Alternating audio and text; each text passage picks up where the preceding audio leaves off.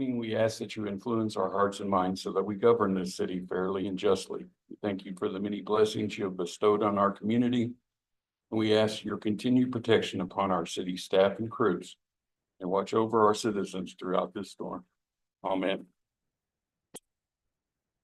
I pledge allegiance to the flag of the United States of America, and to the republic for which it stands, one nation under God, indivisible, with liberty and justice for all.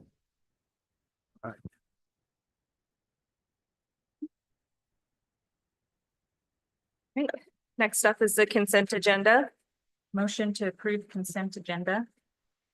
I'll second. Any discussion? All those in favor say aye. Aye. Next up are resolutions. Resolution 2025-02, a resolution of the city of West Plains, Missouri, authorizing the mayor to execute an agreement with the Howell County Health Department for environmental public health services. Motion to approve resolution 2025-02. I second. Sam, anything? Yes, good evening, Mayor, council members. This is just our agreement with Missouri Department, with the Howell County Health Department for services they execute. So they do a variety of them that are outlined in the agreement. So just an annual thing that we missed this year a little bit earlier. So we've got that on the calendar and we'll start seeing this earlier next year. Any questions? Happy to answer those. Sam, do we have is there an annual monetary agreement that we pay them? I don't believe there's, there is it's going up this year by $1,000. Let's see. It should be detailed in there. I apologize. I don't have the information in front of me. Let me double check, but.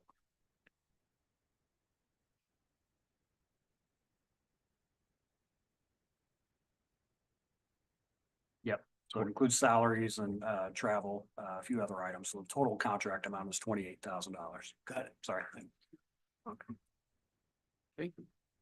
All those in favor say aye. Aye.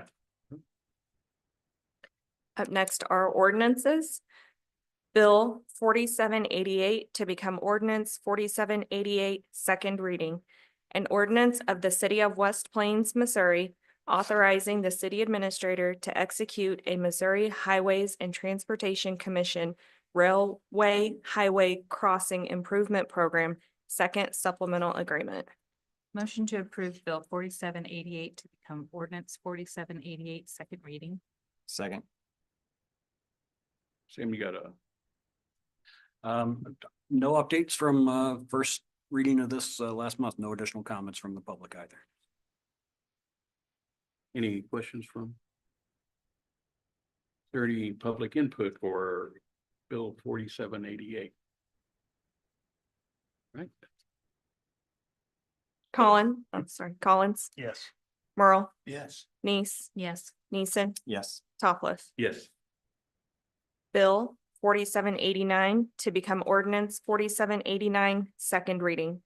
An ordinance rezoning certain property, thereby changing the official zoning map of the city of West Plains, Missouri, and defining the boundaries of the area to be changed on said official zoning map. Properties located in block 12 of the Morrison subdivision. Motion to approve bill 4789 to become ordinance 4789. Second. I mean, no, Dustin's here. I believe he can kind of give an update if we've had any requests or additional. There's no new information. I apologize for missing the meeting when you guys talked about it for the first hearing, but I think both parties have discussed what their views were on it and planning and zoning's recommendations. So if there's any questions, I'll be more than happy to answer those. Maureen, you were specifically wanting to talk about this bill. Would you like to at this point? Thank you very much for this time, Maureen Marks. I definitely wanted to put my 2 cents worth in once again. I did send a petition that the neighbors signed that we're all within the 275 feet of that property. Many of them actually border that property, and it's a concern for them. Mr. Young, who's up on the hill, who just purchased, back in December, Gary Sexton's house is gonna literally be nose to nose with that property. So naturally, we're concerned about what it will do to the neighborhood itself. And we're also concerned about the water issue we spoke about the last time, where so much flooding water already comes down onto the final two properties and will be on Mr. Avery's as well. So that's also another concern. Thank you. Thank you. Any additional input?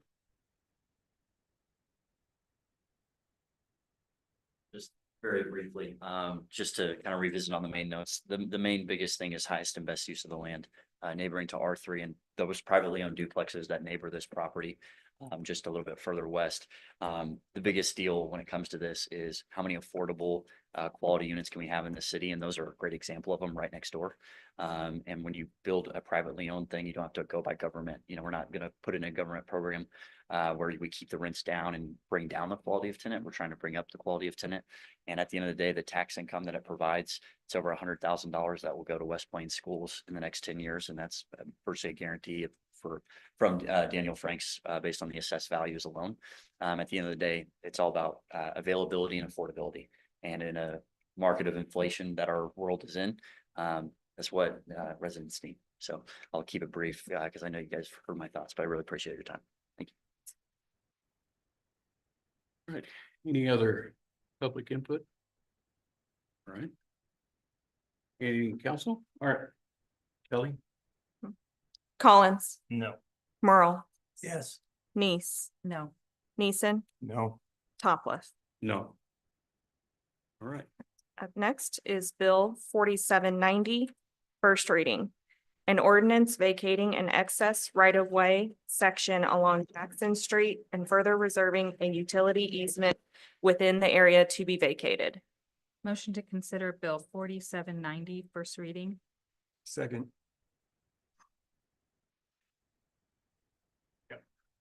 Mayor, council, this petition came from us from an adjoining property owner. City staff reviewed it. There was a large excess portion of right of way when this was additionally platted. They petitioned to vacate this section because they wanted to clean up the property for a better use. We met with the transportation director. There's no plans to extend this or make it any wider, so he recommended it to be vacated as well. Happy to answer any questions. Excuse me. So is there any plans for the property to be otherwise developed? Yeah, the current owner is actually developing the back half, tearing it back to potentially sell it to a company that's using it for a storage lot over there. And so they've started some clearing, but we are gonna retain a 20-foot utility easement through there. And how is that currently zoned, or how will it be zoned? And it should be C3 Midtown Commercial, if I'm not mistaken.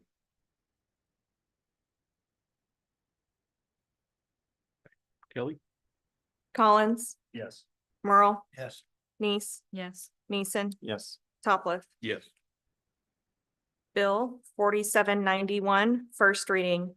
An ordinance annexing real estate into the city of West Plains, Missouri, located on Creamery Road and currently owned by Ivan Voyatov.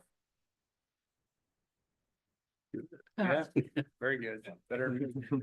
Motion to consider Bill 4791, first reading. I second.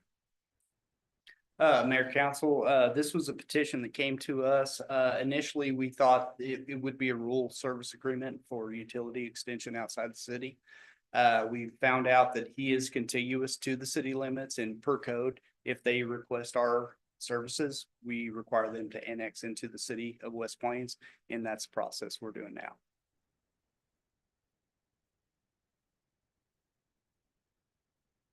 Okay, Kelly? Oh, is there any public input? I'm sorry. Hold. I will add one thing. There's a 10-unit apartment complex, and our public utilities director required them to build a system large enough to facilitate additional growth outside the city. So when we do take over those utilities, it will allow for future growth. So do we have Does the developer have a engineering firm on board?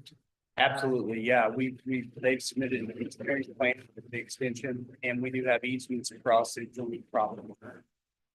And those have been approved.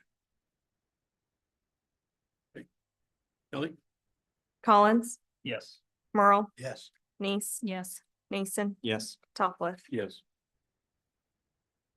Bill 4792, first reading. An ordinance approving the adoption of a fee schedule for certain services and approvals by the city of West Plains, Missouri. Motion to consider Bill 4792 first reading. Second. Thank you. I'll ask Earlene to chime in if she has any additional comments, but we have an exhibit that we include every year. Well, typically when this was passed several years ago, it included fees for various services that the city offers.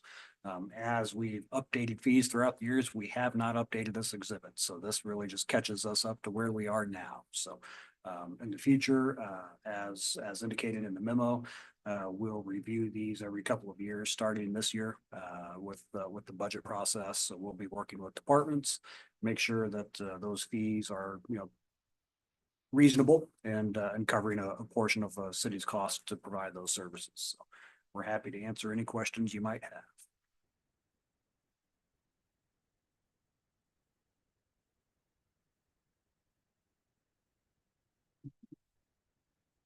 Is there any public input on Bill 4792? Kelly? Collins, Yes. Merle, Yes. Nice, Yes. Nason, Yes. Topliff. Yes. All right. No council action. So Sam, city administrator report. Thank you. Good evening again, everyone. Nothing major outside of a little bit of snow outside, so we encourage everybody to be safe. I know our emergency services are out responding to accidents on an emergency basis as needed. Road crews are out. You're trying to keep up with the storm as well. So encourage folks to pay attention to our Facebook page. If we have any closings for the rest of this week, we'll be sure and post those as soon as we can. Encourage everybody to stay inside, stay warm, and stay safe. Speaking of warm, we do have several warming centers throughout the city. So again, you can check various media outlets. They've got a list of those. If you know folks that are cold and need a warm place to stay, there's a list out there of places. So, Chief, did you have anything you wanted to add, or are you good? No, we had a hotline that was set up and they put the location where they're.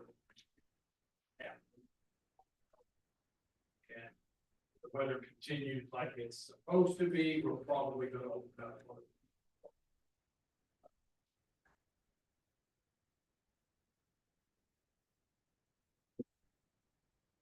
Share that information with the public as it is necessary. Yep, that's all I have for you this evening. Thank you. Up next are citizen comments. IT has asked me that whenever you come to the podium to stay forward facing to the microphone so that everyone can hear rather than turning your head when you speak.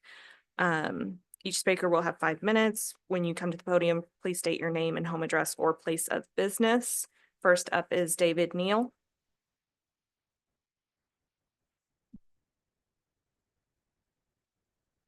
My name is David Neal. Thanks for seeing me. I live at 2400 McFarland Drive, right up here at Breckenridge. Is there anything else you need to know? The first thing I wanted to ask is what kind of noise abatement ordinance or law does the city have in effect? This is your opportunity for citizens to, I'm asking, does anyone know what it is? we have the ordinances that are available online for your review. This is not a back and forth. This is your opportunity to speak whatever you want to speak. Okay, They so can well, follow up my with you. concern for my first topic is about the train whistle. I'm wondering why this noise abatement ordinance, which I'm assuming doesn't affect this train whistle, because it far exceeds what anything could be considered as far as acceptable goes. I mean, I have a degree in environmental science. I'm well aware of what noise pollution is. And I mean, the whistle is so loud. I mean, if it hurts your ears and causes you pain, I mean, that is injuring and damaging you. I mean, so this is a serious, health and safety concern. I mean, so has anything done about maybe, passing some law ordinance to prevent the train from, what I would suggest, blowing its whistle in or even within a half a mile of city limits?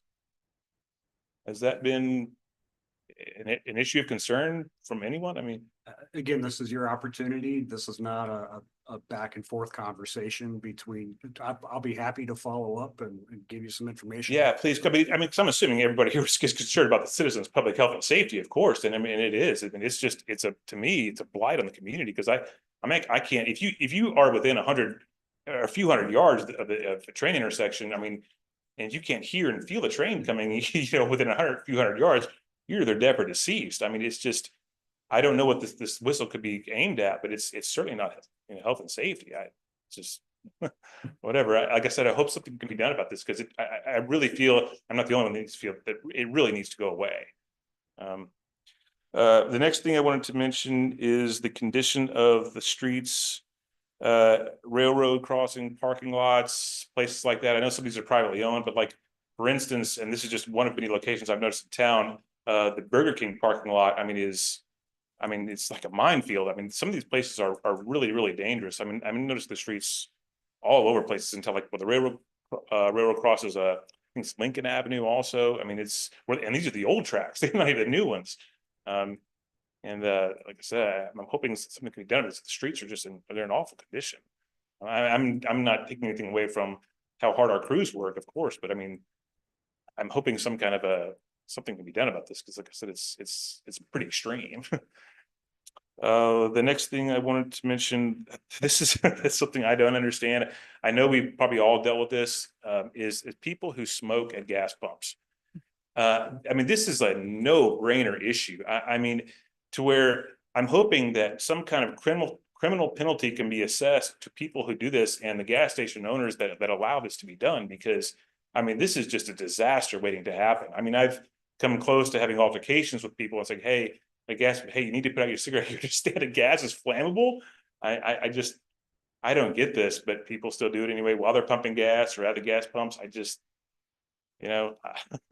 So I'm hoping that maybe this can be looked into. I see a lot of vehicle infractions with respect to like excessive window tint, no license plates on them, several other issues. Like I said, I know our police work very, very hard, and I give them my full support. But I see this a lot and all the time. So I'm wondering if maybe something could be, done about this as well. The West Plains Police Department, for some reason, refuses to cite people that park in handicap spots. And I would like to know why. I had to talk with the dispatcher about this. They said that they just don't like giving people tickets because they get fines, they have to go to court or whatever. I'm like, well, yes. I don't know about all of you, but I have not only have family members and friends who are disabled that are entitled to spots. I have comrades that have had their legs blown off and much worse. And I don't like their sacrifice being slapped in the face by, the police not, issuing citations to people parking handicap spots, because it's not like they don't notice. It's that people do it because they don't care. Some people even do it because it's funny. It's not fun. There should be a zero tolerance for it. 100%.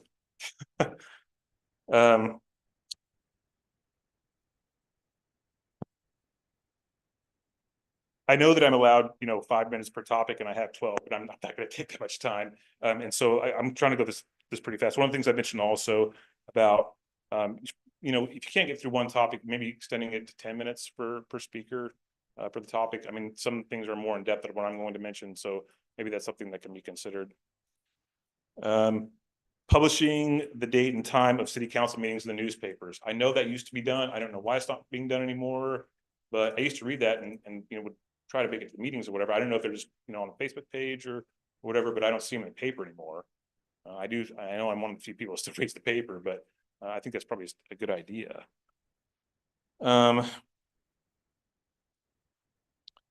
So I understand that we were all teenagers once and think that we were going to live forever, but I do suggest that the police and the deputies kind of step up the patrols on Friday nights and Saturday nights around the Sonic area. because I'm seeing some infractions there where they're, I mean, kids racing, you know, coming close to crashes and stuff like that. Mainly the area between the intersection of Gibson and Jan Howard and Gibson and Porter Wagner. Some stuff there is, like I said, it's getting pretty extreme on Friday and Saturday nights. So that's something I would suggest in the instance of safety, of course. Littering, which I see all the time, flicking cigarette butts, just throwing their garbage wherever. What I would propose, unless someone can dictate why it's somehow beneficial to litter, that we raise the fine to a minimum of $100 per offense. Like I said, I mean, why do you need to throw your cigarette butts on the ground or throw your garbage on the ground? I mean, it's senseless, and it defaces our beautiful town. You know what I mean? It's just, and like I said, zero tolerance. I mean, you throw a cigarette butt down, you get $100 fine. You know, and the city needs money, of course. It's a good way to generate it.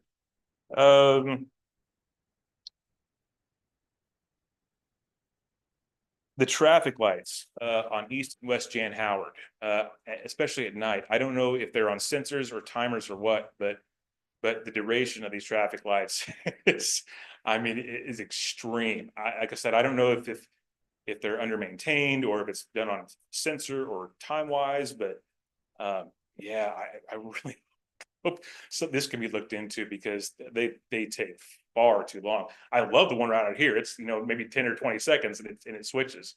Maybe more traffic lights can be made like the one out here.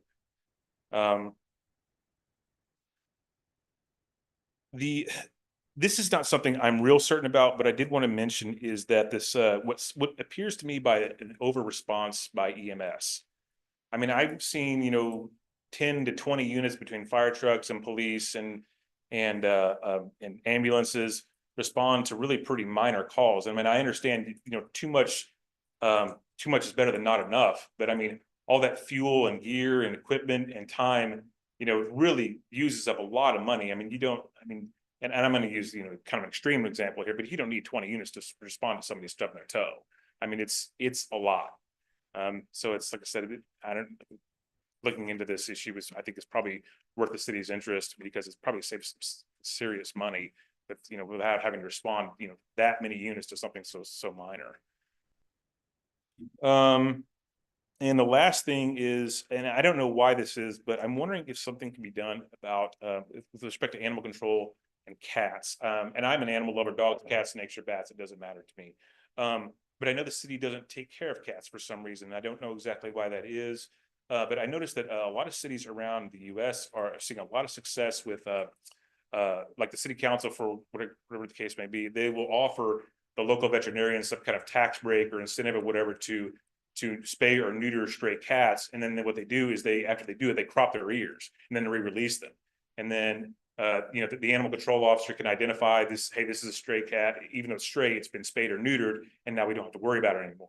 I mean, cats, you know, feral cats, you know, we've had all kinds of bird species go extinct because of them, because we all know cats, you know, they kill indiscriminately, of course, and stuff like that. And, you know, but I think that's something that could be looked into in the interest in the community. Like, you know, like I said, the animal control being extended to cats. And then, like I said, I don't know how, I won't pretend to know how the ins and outs of details would work about how the city could give veterinarians, like I said, a tax break or some kind of incentive to spay and neuter.